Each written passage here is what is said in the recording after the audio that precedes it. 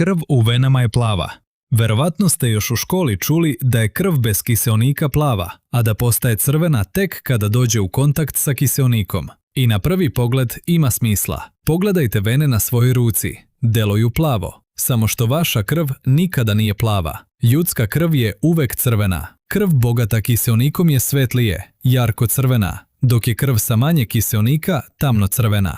Ali ni u jednom trenutku nije plava. Pa zašto su onda vene plave? Zbog načina na koji svetlost prolazi kroz kožu. Različite talasne dužine svetlosti prodiru kroz kožu i odbijaju se na različite načine, zbog čega vene nama mogu izgledati plavo ili zelenkasto. Ako ste ikada vadili krv iz vene, mogli ste i sami da vidite rezultat. Medicinska sestra nije izvukla plavu tečnost koja je magično postala crvena čim je izašla iz vašeg tela. Bila je crvena od samog početka. Drugim rečima, plave vene su samo optički efekat, a ne dokaz da smo iznutra štrumfovi. Grom nikada ne udara 2 puta na isto mesto. Ovu rečenicu toliko često koristimo da je postala izreka. Ako se nešto neverovatno dogodilo jednom, male su šanse da se ponovi. Grom ne udara 2 puta na isto mesto. Problem je što grom očigledno nije čuo za ovu izreku. Ne samo da može da udari 2 puta na isto mesto, već određena mesta udara ponovo i ponovo. Visoke zgrade, tornjevi, antene i drugi istaknuti objekti posebno su pogodne mete. Empire State Building, na primjer, grom pogađa više puta godišnje. I to zapravo ima savršenog smisla. Ako je neki objekat zbog svog položaja, visine i okruženja bio pogodan za udar groma prvi put, ništa ga ne čini imunim na sljedeći. U stvari, munja tokom samo jedne oluje može više puta pogoditi isto područje. Zato, ako vidite da je grom upravo udario u neko drvo, nemojte pomisliti: odlično, tu sam sada bezbedan. To bi mogla biti jedna od gorih primjena statistike u vašem životu. Kamile čuvaju vodu u grbama. Kamila može dugo da izdrži u veoma suvim uslovima. Kamila ima ogromnu grbu na leđima. Logičan zaključak, u grbi se nalazi voda. Ali kada biste mogli da pogledate unutrašnjost kamiline grbe, ne biste pronašli veliki prirodni rezervoar vode. Pronašli biste uglavnom mast. Ta masna zaliha predstavlja skladište energije koje kamila može da koristi kada hrane nema dovoljno. Njihova sposobnost da prežive u pustinji dolazi iz mnogo zanimljivijih prilagođavanja organizma. Kamile izuzetno efikasno upravljaju tečnošću u svom telu. Mogu da podnesu mnogo veći gubitak vode nego ljudi, a kada konačno stignu do izvora vode, sposobne su veoma brzo da popiju ogromnu količinu. Čak su i njihova krvna zrnca prilagođena velikim promjenama u hidrataciji. Dakle, grba jeste neka vrsta rezervoara, samo ne rezervoara za vodu. Ako ste kao dete zamišljali da kamila negde ima slamčicu koja vodi direktno iz grbe do usta, žao mi je što sam vam upravo uništio tu sliku. Ljudi imaju samo 5 čula. Vid, sluh, miris, ukus, dodir. 5 čula. Gotovo. Osim što, nije gotovo. Ovih 5 predstavljaju tradicionalnu podelu koju skoro svi učimo kao deca, ali ljudsko telo registruje mnogo više različitih vrsta informacija. Na primjer, imate osjećaj ravnoteže. Zatvorite oči, stanite na jednu nogu i vrlo brzo ćete shvatiti koliko vam je važan. Imate i propriocepciju. To je sposobnost mozga da zna gde se nalaze delovi vašeg tela, čak i kada ih ne gledate. Možete odmah da uradite mali eksperiment. Zatvorite oči, ispružite ruku i pokušajte kažiprstom da dodirnete vrh svog nosa. Najverovatnije ćete uspeti. Niste vidjeli gde vam se nalazi ruka, ali je vaš mozak otprilike znao njen položaj. Pored toga registrujemo temperaturu, bol, pritisak i veliki broj signala koji dolaze iz unutrašnjosti našeg tela. Čak i osjećaj da morate da odete u toalet zahteva da vaš nervni sistem registruje šta se događa unutar organizma. Zato pitanje koliko čovjek ima čula nema baš tako jednostavan odgovor kao što smo možda učili u školi. 5 je korisna tradicionalna podela, ali naše telo je mnogo komplikovanije od toga. Ako vas opeče meduza, treba da urinirate na ranu. Za ovaj mit verovatno možemo da zahvalimo filmovima, serijama i ljudima koji su ga ponavljali dovoljno dugo da je počeo da zvuči kao pravi medicinski savjet. Opeče vas meduza, neko mora da urinira na vas. Ne, molim vas, ne. Urin nije univerzalni lek za ubod meduze, a kod nekih vrsta i u nekim okolnostima može dodatno da aktivira žarne ćelije koje su ostale na koži i pogorša problem. Meduzini pipci sadrže ogroman broj mikroskopskih struktura koje mogu da ubrizgaju otrov. I ovdje stvari postaju prilično jezive. Čak i kada pipak više nije povezan sa meduzom, žarne ćelije na njemu i dalje mogu da funkcionišu. Zbog toga nije dobra ideja panično trljati mesto uboda rukama ili peškirom. Pravilna prva pomoć može da zavisi od vrste meduze i mesta gdje se nalazite, pa je najbolje pratiti lokalne medicinske preporuke i kod ozbiljne reakcije odmah potražiti pomoć. Ali jedno možemo lako da zapamtimo. Ako vas meduza opeče na moru, posljednja stvar koja vam je potrebna jeste prijatelj koji dotrči, počne da skida kupaći i kaže: ne brini, gledao sam ovo u seriji. Šargarepa vam daje odličan noćni vid. Ovaj mit je zanimljiv zato što u njemu postoji mali deo istine. Šargarepa sadrži beta-karoten, koji naše telo može da pretvori u vitamin A vitamin A jeste veoma važan za normalan vid.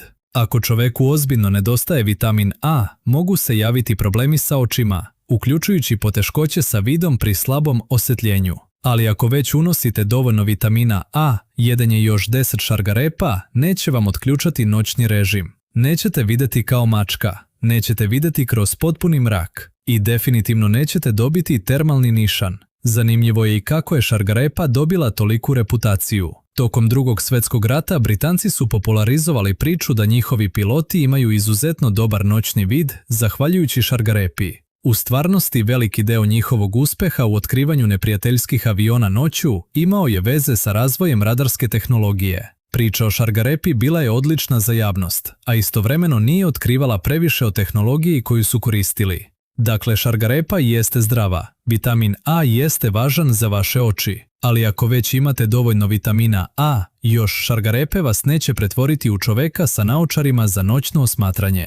Mesečara nikada ne smete da probudite. Vidite nekoga kako usred noći hoda po kući poluotvorenih očiju. Prvo pravilo koje vam padne na pamet: nemoj da ga budiš. Postoji čak i verzija mita prema kojoj bi osoba mogla da doživi srčani udar ili umre ako je iznenada probudite.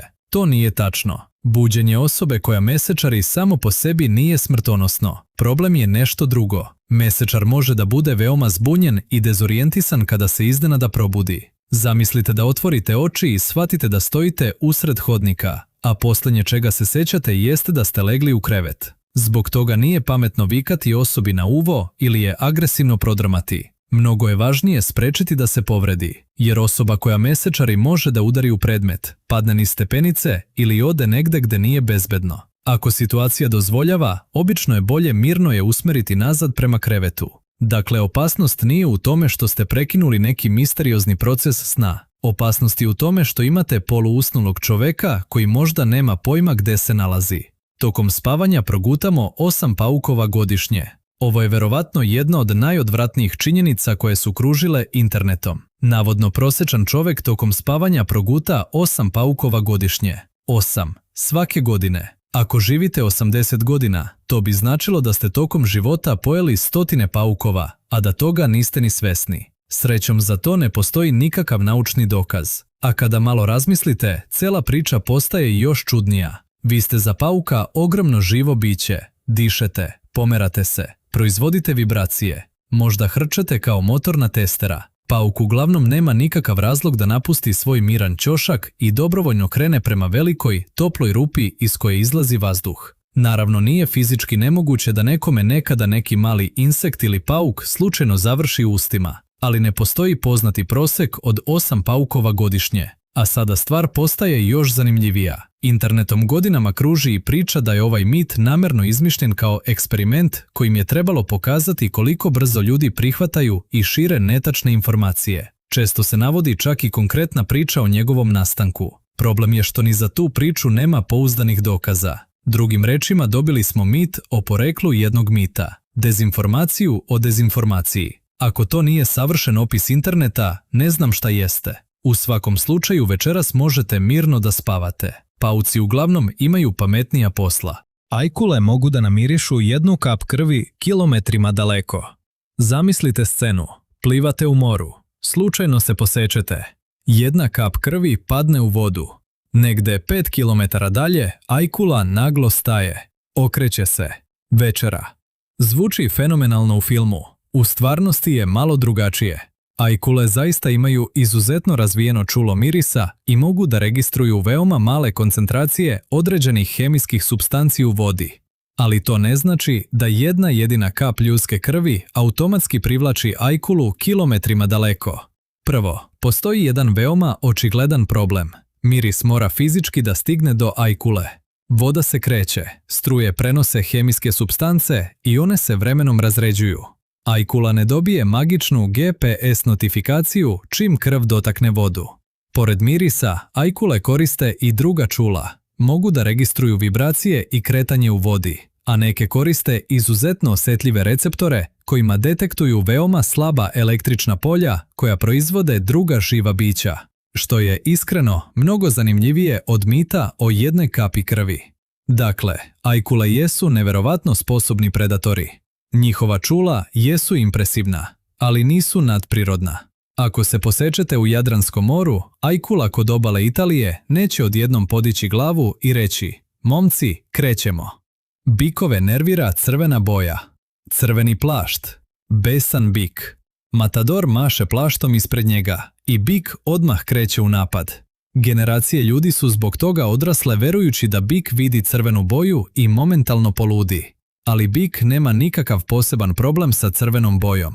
Goveda boje ne vide na isti način kao ljudi. Njihov vid je dihromatski i crvene tonove ne doživljavaju onako kako ih mi vidimo. Ono na šta bik prvenstveno reaguje jeste pokret. Matador pomera plašt ispred životinje. Bik prati kretanje i reaguje na njega. Kada biste pred njim na sličan način mahali odgovarajućim plaštom druge boje, ne biste otkrili tajni način da postanete nevidljivi za bika. I dalje imate ogroman problem koji trči prema vama. Zapravo, tokom koride koriste se i plaštevi drugih boja. Crveni plašt koji svi povezujemo sa bikovima tradicionalno se koristi u završnom delu borbe. Dakle, bik ne vidi crveno i pomisli: ovu boju mrzim više od svega. On reaguje na ono što se ispred njega kreće i na samu situaciju. Zato, ako jednog dana vidite bika dok nosite crvenu majicu, boja majice nije glavni razlog za brigu. Ali bih vam svakako preporučio da ne proveravate teoriju tako što ćete početi da mašete njome. I to je možda najbolji dokaz koliko su mitovi zapravo moćni. Krv je plava. Grom ne udara 2 puta na isto mesto. Kamile nose vodu u grbama. Imamo tačno 5 čula. Šargarepa nam daje noćni vid. Gutamo paukove dok spavamo. Bikovi mrze crvenu boju. Većina ovih tvrdnji zvuči potpuno normalno, samo zato što smo ih čuli 100 puta. Neke smo čuli od roditelja, neke u školi, neke u filmovima, a neke smo pročitali na internetu i nikada se nismo zapitali odakle zapravo dolaze. I upravo tu nastaje problem. Kada dovoljno ljudi dovoljno dugo ponavlja istu stvar, naš mozak prestane da je doživljava kao tvrdnju koju treba proveriti. Počne da je doživljava kao činjenicu. Zato sljedeći put kada čujete neku činjenicu koju svi znaju, možda vredi postaviti samo jedno pitanje. Da li je ovo stvarno tačno? Ili smo svi samo čuli istu pogrešnu priču?